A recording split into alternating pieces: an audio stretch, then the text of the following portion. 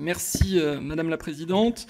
Madame la Présidente de l'AMEX, Monsieur le Président de l'AMEX, que je félicite pour sa brillante élection de dimanche.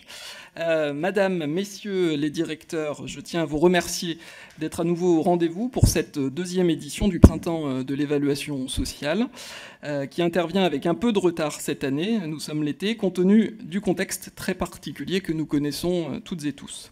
Durant cette première table ronde, nous allons aborder des sujets essentiels qui occupent d'ailleurs une bonne partie de nos débats sur la loi de financement de la sécurité sociale, que sont les sujets d'équilibre général et de recettes de la sécurité sociale. Je me permets de commencer par une brève mais importante question d'actualité. Je lisais ce matin dans les Échos qu'un transfert de 150 milliards de dettes de l'État à la Cades était à l'étude pour la période 2033-2042. Ce n'est pas tout à fait ce que j'avais compris des déclarations du ministre Bruno Le Maire dans la discussion générale sur le PLFR 3 en séance hier, qui semblait parler d'un véhicule spécifique. Pouvez-vous nous confirmer ou nous infirmer que cette hypothèse est sur la table, car elle ne me semble pas tout à fait neutre pour les débats que nous aurons très rapidement sur le projet de loi dette sociale et autonomie, ni sur les règles de répartition entre les dettes de l'État et la dette sociale qui prévalait jusqu'à présent. J'aurai par ailleurs, de façon plus conventionnelle par rapport au printemps de l'évaluation, 3 séries d'interrogations plus structurelles pour ouvrir nos discussions. En premier lieu, je souhaiterais vous poser une question assez générale, liée bien évidemment au contexte de cette crise sanitaire et économique, qui s'adresse aussi bien à la direction du budget qu'à celle de la sécurité sociale. En moins d'un an, nous avons changé 2 fois de monde. Il y a 2 ans, en loi de financement de la sécurité sociale 2018, nous escomptions des excédents pour la sécurité sociale qui sont devenus des déficits raisonnables, en raison notamment d'un premier changement de situation économique. Ces déficits contenus sont devenus des déficits inédits dans l'histoire de la sécurité sociale avec la crise. Vous êtes tous deux chargés dans vos rôles respectifs de piloter les ressources et les dépenses de la sécurité sociale. Comment pilote-t-on le solde de la sécurité sociale dans une période comme celle-ci ? On voit bien que la notion de solde, a fortiori par branche, perd de sa signification, alors que nous avons subi un choc en recettes sans précédent. Nous n'avons pas eu de projet de loi de financement rectificatif de la sécurité sociale, mais comment faudra-t-il lire les équilibres budgétaires qui nous seront présentés pour l'année prochaine?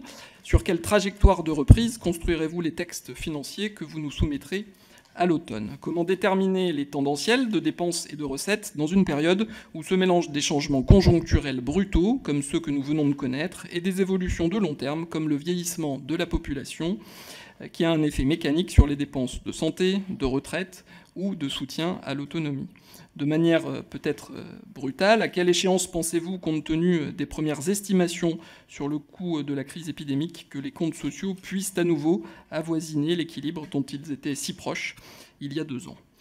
En second lieu, une question plus structurelle sur l'exercice LFSS qui va largement occuper nos travaux dès cet automne. Je constate qu'en quelques années, nous avons ouvert beaucoup de débats autour de cet exercice, à la fois avec des réflexions comme le rapport dit Charpy-Dubertré ou le rapport du Haut Conseil sur le financement de la protection sociale sur l'évolution du cadre des LFSS.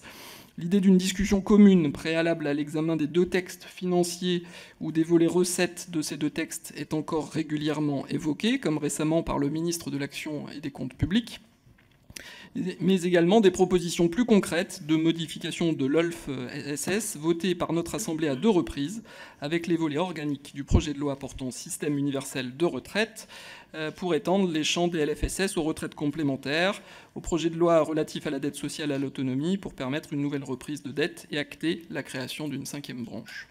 Pour ma part, j'estime que 25 ans après sa création, l'exercice PLFSS est devenu un incontournable démocratique pour notre commission, bien évidemment, mais aussi pour les acteurs du champ social et les Français de manière plus générale.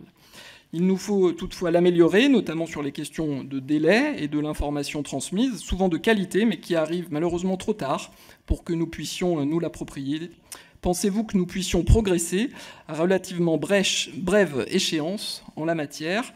Par ailleurs, pensez-vous que l'information du Parlement en loi de financement de la sécurité sociale ne pourrait pas s'étendre à d'autres champs, comme la dette des hôpitaux, les retraites complémentaires ou encore l'assurance chômage, comme le proposait le Haut Conseil au financement de la protection sociale l'année dernière. Avec la reprise de dette récente pour les hôpitaux, qui est en cours de discussion, la réforme des retraites ou celle du RSI, dont il sera question tout à l'heure, qui ont fortement interféré avec les questions des régimes complémentaires ou encore les exonérations et le recours massif à l'activité partielle côté UNEDIC, il me semble que nous devrions tirer au moins certaines conséquences du fait que la LFSS est devenue à la fois un point nodal dans le champ social, tout en conservant d'étranges points aveugles dans l'information fournie. Enfin, ma dernière question s'adressera plus spécifiquement au directeur de la Sécurité sociale et de l'ACOSS. Les réformes que nous avons conduites ou proposées ont fait du réseau de recouvrement de la sécurité sociale l'acteur majeur des prélèvements sociaux de la sécurité sociale, de l'assurance chômage, de la formation et de l'apprentissage, ou encore plus récemment de certains régimes complémentaires. Les URSSAF ne sont-elles pas devenues de fait les agences uniques du recouvrement social qu'appelle de ses voeux le ministre de l'Action et des Comptes publics ? Où en sommes-nous des relations et de la coordination avec les services fiscaux à la suite des réflexions formulées notamment par le rapport d'Alexandre Gardette ? L'ACOSS peut-elle et doit-elle en outre devenir le prêteur de court terme de l'ensemble de la sphère sociale, puisqu'elle dispose de capacités d'emprunt non négligeables, comme l'a bien prouvé la dernière séquence. Vous l'aurez compris, ce sont autant de grandes lignes qui ont été tracées par les LFSS ou à leur sujet ces 3 dernières années qui m'intéressent que leur possible prolongement dans les prochains exercices. Je vous remercie.